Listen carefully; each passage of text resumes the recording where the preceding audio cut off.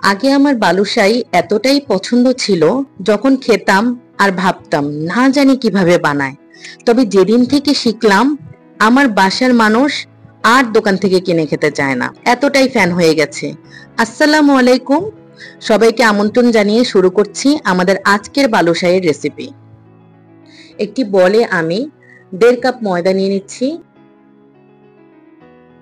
এর সাথে আমি ফস্টার ক্লার্কের 1/4 চা চামচ বেকিং সোডা দিয়ে দিচ্ছি।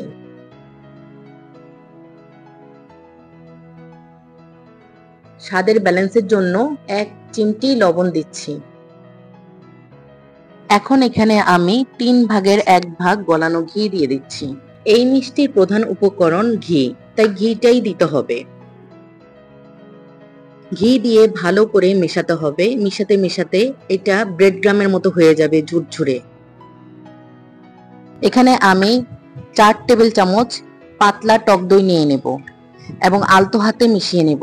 আমার ডোটা হয়ে গেছে বলে আমি এখানে পানি ব্যবহার করিনি, তবে আপনারা চাইলে 1 থেকে 1.5 টেবিল চামচ পানি নিয়ে নেবেন। যখন আমার ডোটা হয়ে যাবে, তখন আমি এটাকে 3 থেকে 4 বার ছিঁড়ে ছিঁড়ে আবার একসাথে করে নেব, যাতে লেয়ার ক্রিয়েট হয়।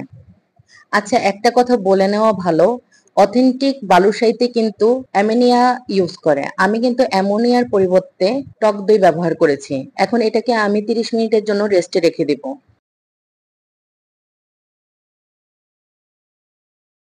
আচ্ছা, ওখানে ডোটা রেস্টে থাক, আর এদিকে আমি শিরা করে ফেলবো। শিরার জন্য 2 কাপ চিনি, 1.5 কাপ পানি নিয়ে নিচ্ছি। এখানে আমি কিন্তু 1 চিমটি জয়ফলের গুঁড়াও দিয়েছি, সেটা স্কিপ হয়ে গিয়েছে। তো এবার পাতিলাটাকে আমি চুলাতে দিয়ে দিব। যখন বলক উঠে আসবে, শিরাটা যেন ক্রিস্টালাইজড না হয়ে যায়, সেজন্য আমি এখানে 1 চা চামচ লেবুর রস দিয়ে দিচ্ছি। 1 চিমটি জাফরান দিয়ে দিচ্ছি।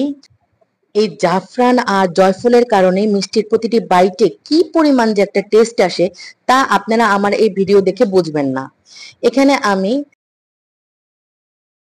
4-5 মিনিটের মতো শিরা করে নিব। এরপর নামানোর আগে দিয়ে 1/2 চামচ ঘি দিয়ে ঢাকা দিয়ে নামিয়ে নেব।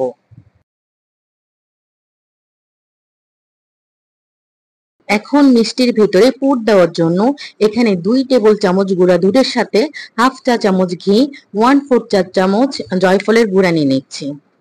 এই পুরটা মিষ্টিতে যে একটা শাহি ফ্লেভার নিয়ে আসবে, তা আপনারা ভিডিওতে দেখে বুঝবেন না।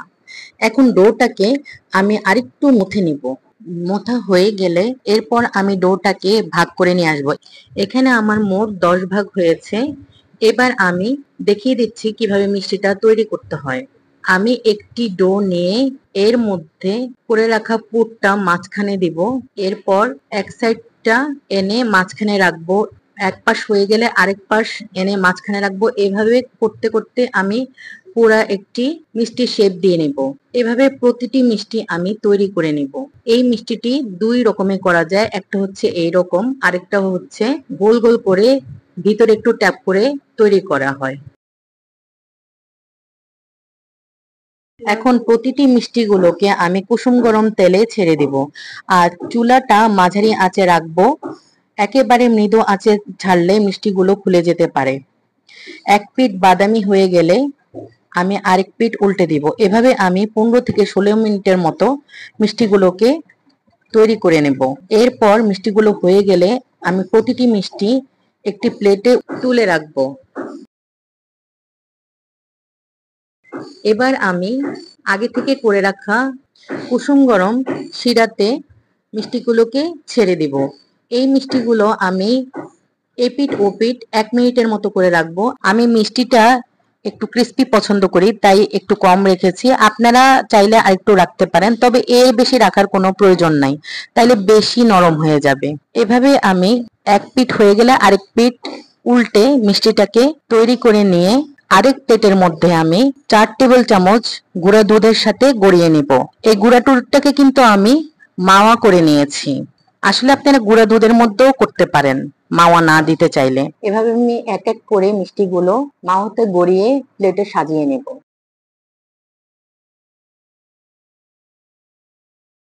তো আশা করছি আমার আজকের রেসিপিটিও আপনাদের ভালো লেগেছে।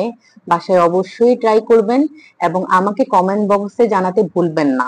আর আমাদের একটি ফেসবুক পেজ আছে, চাইলে আপনারা ঘুরে আসতে পারেন। নিচে ডেসক্রিপশন বক্সে এর লিংক দেওয়া হয়েছে। ভিডিওটি ভালো লাগলে অবশ্যই লাইক, কমেন্ট এবং শেয়ার করে দিবেন আর সাবস্ক্রাইব করতে ভুলবেন না। বিশ্বাস করেন, আমার রেসিপিটি যদি হুবহু ফলো করে বানান তবে সবাই আপনার প্রশংসা করতে বাধ্য হবে। আর আমাদের একটি ফেসবুক পেজ আছে, চাইলে আপনারা ঘুরে আসতে পারেন। নিচে ডেসক্রিপশন বক্সে এর লিংক দেওয়া হয়েছে। ভিডিওটি যদি ভালো লাগে লাইক, কমেন্ট এবং শেয়ার করে দিবেন। আজ এ পর্যন্তই। সবাই অনেক বেশি ভালো থাকবেন। আল্লাহ হাফেজ।